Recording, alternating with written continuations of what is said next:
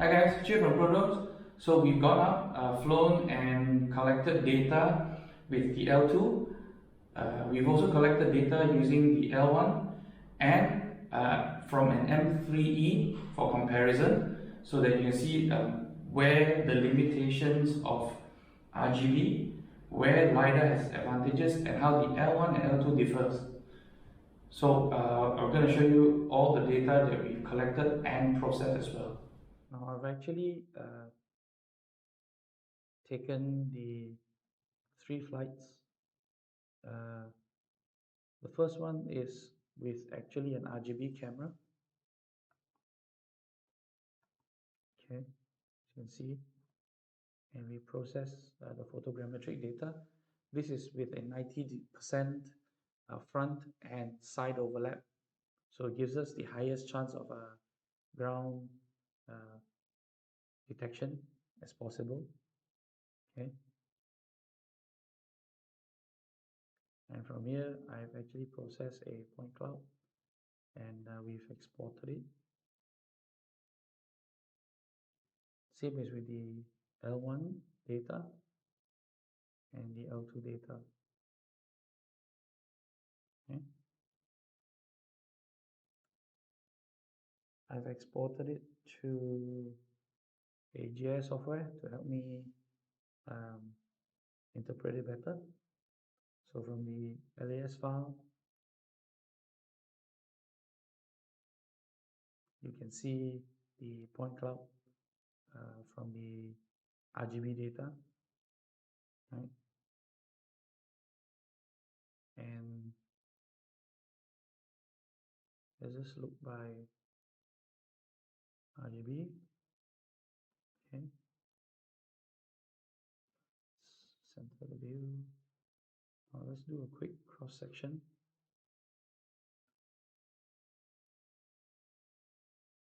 Right.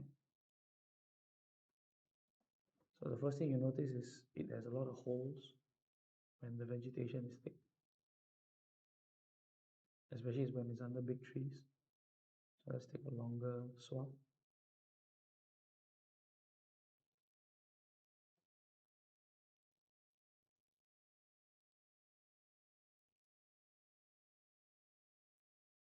Okay. Now, one thing you notice with RGB data, it's not that you can't get ground level data, but you get a lot of noise as well. So you can actually see there's a lot of data like stray data, not only below ground level, but above as well. So you have to do a lot of cleanup. Okay.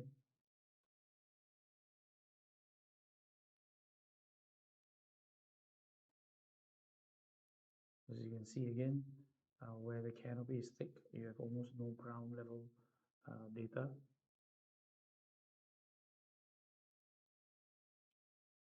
Now let's compare this with data from the L1.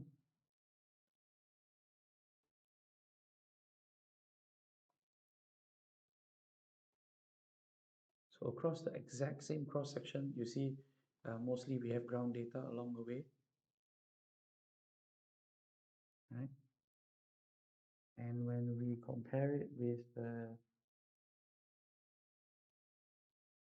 data from L2,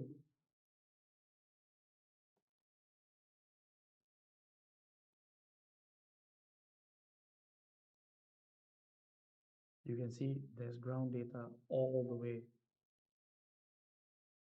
So you can tell that the penetration is a lot better, right? The vegetation is cut through. So not only do you see the canopy top, you see the tree trunks, branches more. Okay, so it's clearly a good sign that the sensor is getting through vegetation a lot better. Now this clearly shows is what I've done is classified ground. So when we go by classification, we've done ground point classification and generated the elevation layer from each one. So let's start with the RGB. You can tell by the amount of holes that you have almost no ground data in all these blank areas. If we compare that with from the L1, this is a lot better. Of course, the L2 is great as well. But where it differs is, let's zoom in a bit.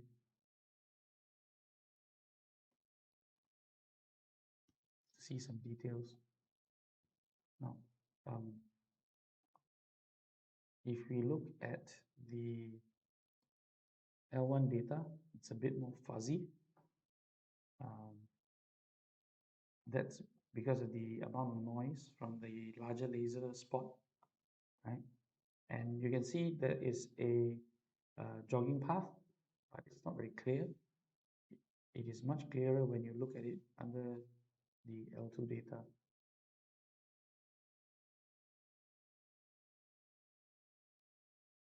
Again, this is the L1 and this is the L2.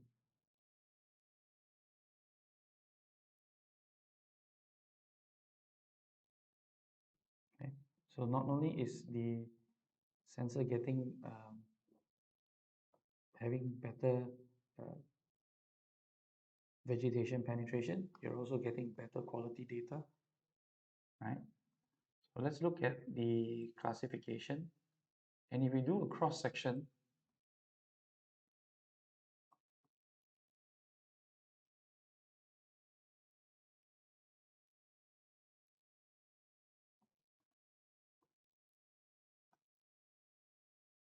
here you can see the ground is okay. It's a bit choppy at the end here, right? Let's look at somewhere a bit more challenging.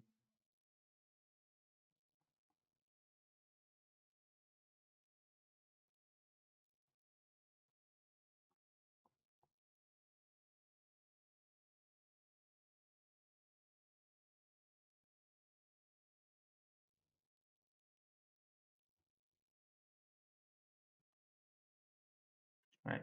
So you have a few problems. First, you have noise. So you can see there's no way you're going to get data that's below the ground. Okay. Second is let's narrow the flight path. So 5 meters by 5 meters.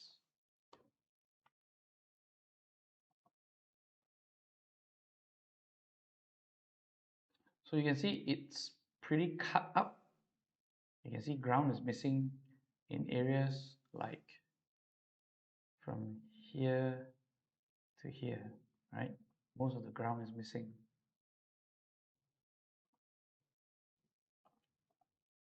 Okay.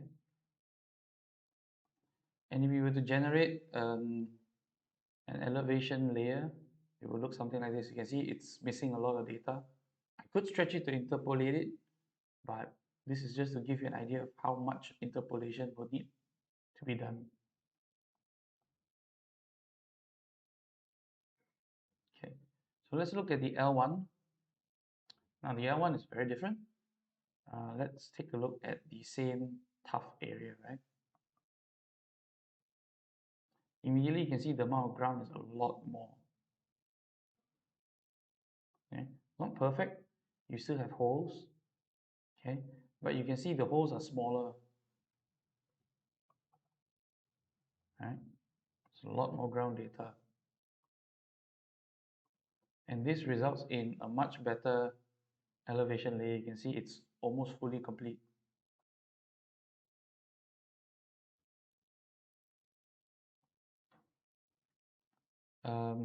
Let's compare that with the L2 data. So you can see the L2 data has the ground level almost complete all the way through, right? So this is much better. Let's try to take something a little longer, in fact. You see on the building here, it's much more filled in, right? And not only in terms of ground level, there is a slight advantage of the L1 compared L2 over the L1. So let's look at one area in particular. Now, if you look at the RGB data, this is a area of the park which I like to use for this comparison.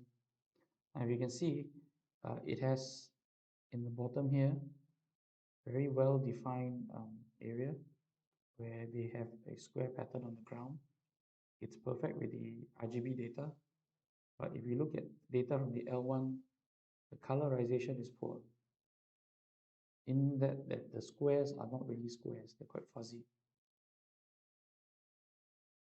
Right? If we compare that with the L2, data from the L2 is near perfect. So not only does it have better penetration, better accuracy, but also the colorization is better right from the sensor.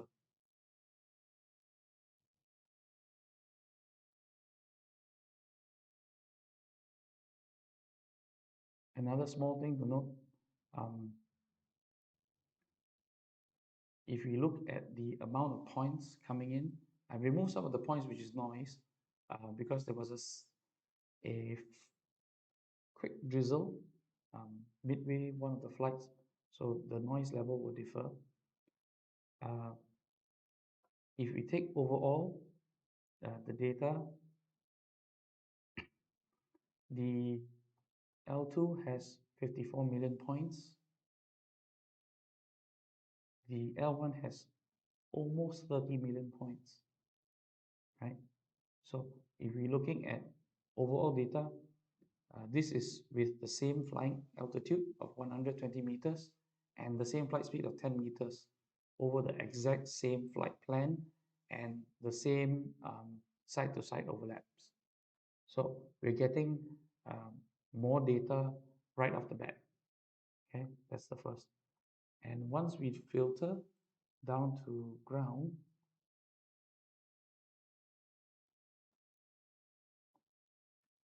it's even more obvious where if we go by density,